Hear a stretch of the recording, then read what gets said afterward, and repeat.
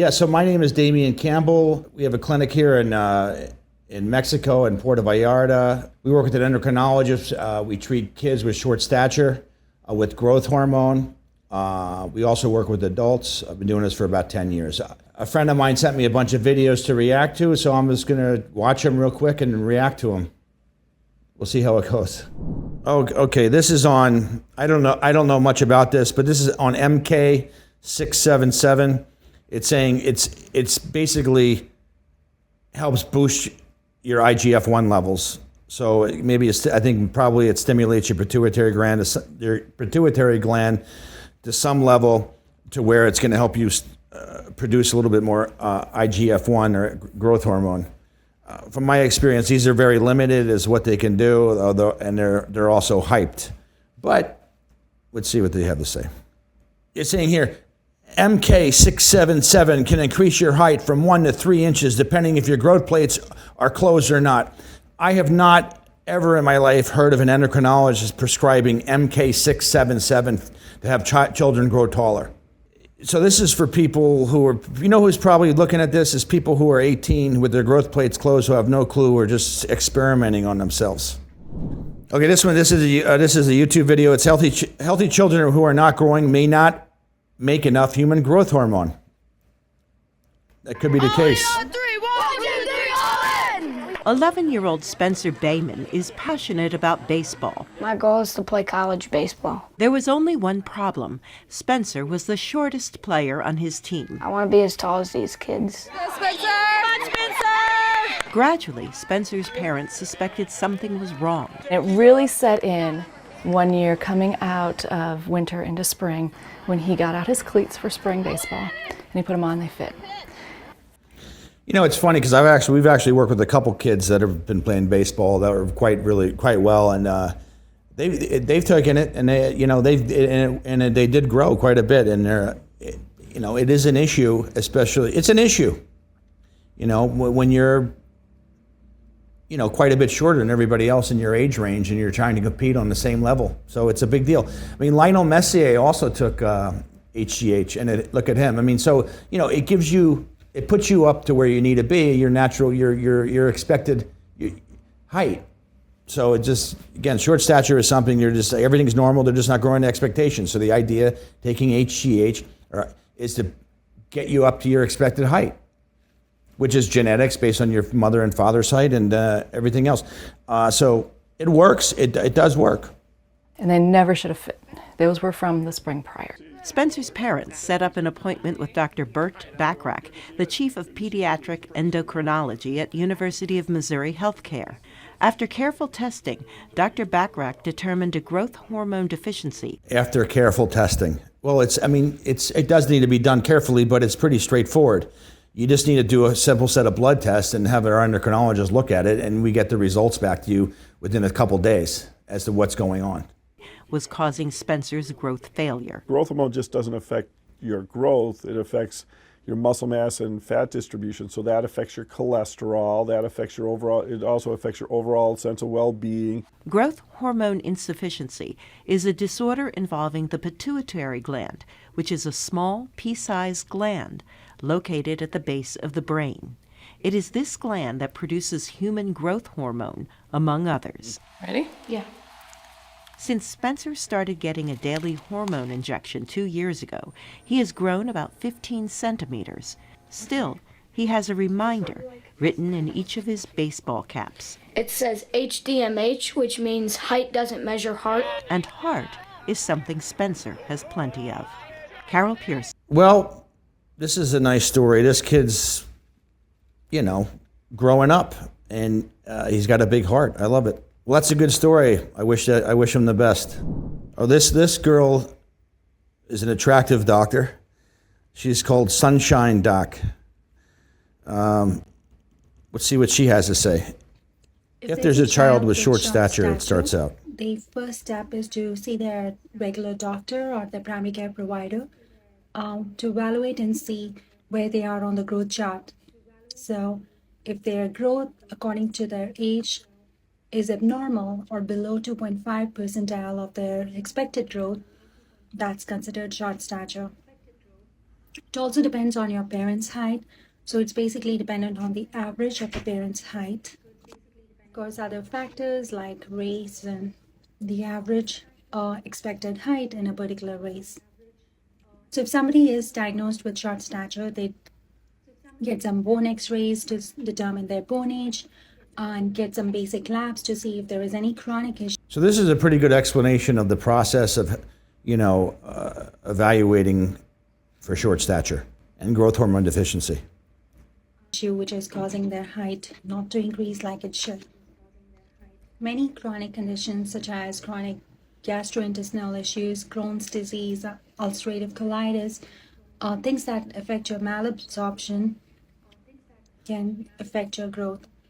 Chronic inflammatory conditions like cystic fibrosis in the lungs, chronic kidney disease, heart issues, all of these chronic medical issues can cause some impact on bone growth and your ultimate height. Many cancers can end up causing short stature if they happen in the childhood, especially if they affect the growth hormone. Chemotherapy can also stunt pituitary gland, and then that can cause. Okay, so she's talking about all the different medical conditions, and there's a lot. If your child has had any serious medical conditions, there's a good chance that that's affected his growth. And at this point, the possibility of taking HGH becomes much greater. So they can get up to a normal height, because a lot of these issues in childhood can be completely recovered from, that she's talking about, but the height can't, because you're on a truncated timetable, because basically once your growth plates are closed, you can't grow anymore, and that's it. So the idea is to catch this stuff early and be aware if there's any, if your child has any issues with their heart, kidneys, any there's issues that you know about, there's a chance that it's really going to affect his growth. And this stuff needs to be, caught early, so possibly taking HGH or it should be looked at. Problems. Once the above chronic conditions have been ruled out with blood work, we think about hormone issues causing short stature. One of the common ones is thyroid abnormalities.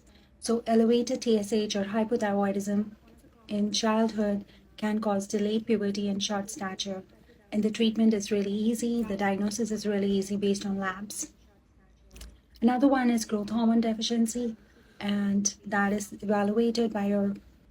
Yeah. So the thing is, the diagnosis of this is really quite easy.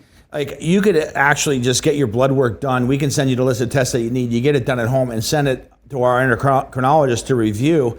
And once he takes a look at it, and within a few minutes, he can understand what's going on and if growth hormone is an option. And it literally doesn't take long to figure this out. You just got to have the blood work. And then once the blood work, well, yeah. And then the other thing is the X-ray. The growth plates need to be open. You have the blood work. He sees it. He gives you a yes or no, and then you make a decision whether or not you want to go for it. Primary care provider, and if you do have that, you're sent to an endocrinologist for further evaluation and treatment. Another endocrine issue that can cause short stature is Cushing syndrome. More rare compared to the other two, but it can cause abdominal obesity along with the short stature. And then a very rare cause, hyperparathyroidism, that is associated with a lot of bone abnormalities, including short stature. Other than these, there can be many genetic conditions like Noonan syndrome, Turner syndrome, Silver-Russell syndrome. These are rare, but there are some genetic testing they can do to evaluate and see what's exactly causing growth abnormalities. So in short, you need to see an endocrinologist, and ideally, if you're a child, a pediatric endocrinologist for further evaluation and management. And the last, some of those conditions that she brought up at the end there, like Turner syndrome, Noonan syndrome, and the others they're rare, but they're also they're on label. They're considered on label uses, and if you have insurance, typically they're going to be covered. Most of our clients are coming here because most of the cases, the kids that have short stature are not covered by their insurance back home in the USA or Canada or Europe. And so they're looking for an affordable solution to get their kid HGH, because our prices are about a quarter of what they cost out of pocket in the States. Let's see what this guy has to say. Let's see what he's talking about here. He's got a picture of a couple midgets. Let's go. If you're short and you want to get taller, there's a new study that came out that will blow your mind. As you know, the growth hormone is what stimulates your muscles to grow and for you to grow in height as well. This hormone is usually produced at night while you're sleeping, and unfortunately, as you age, this will decrease. However, recently, scientists have found a way to drastically increase your growth hormone production, and that is by going in a sauna.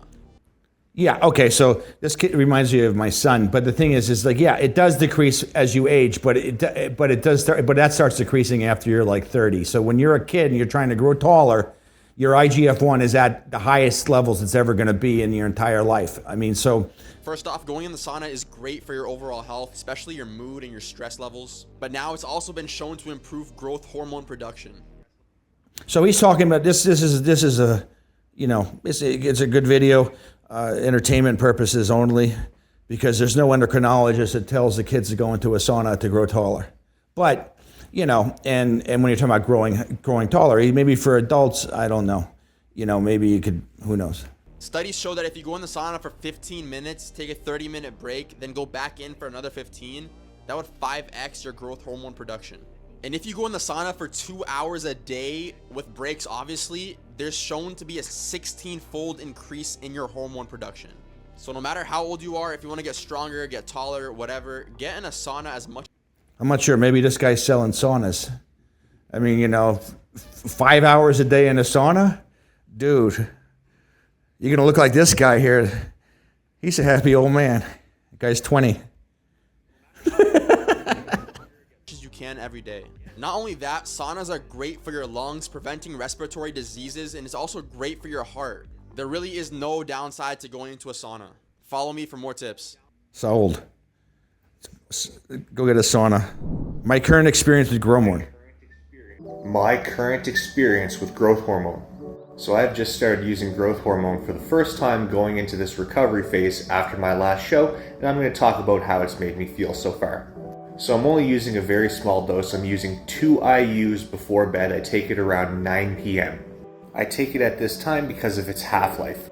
Somatropin has a half-life of about 4 to 6 hours, so when I take it at 9 p.m., this doesn't interfere with my natural endogenous GH production due to my circadian rhythms. So because of all this, my sleep quality is great. Deep sleeps. So yeah, I mean, this makes sense. Our endocrinologist always recommends taking a bit, take it an hour before bedtime, because the half-life is, he said 4 to 6 hours. I've heard 3.5 hours, and the thing is, you go into REM sleep about 3 hours after you go to sleep, and so this kind of will mimic what your body does naturally, and yes, it will help you sleep better. All the way through the night.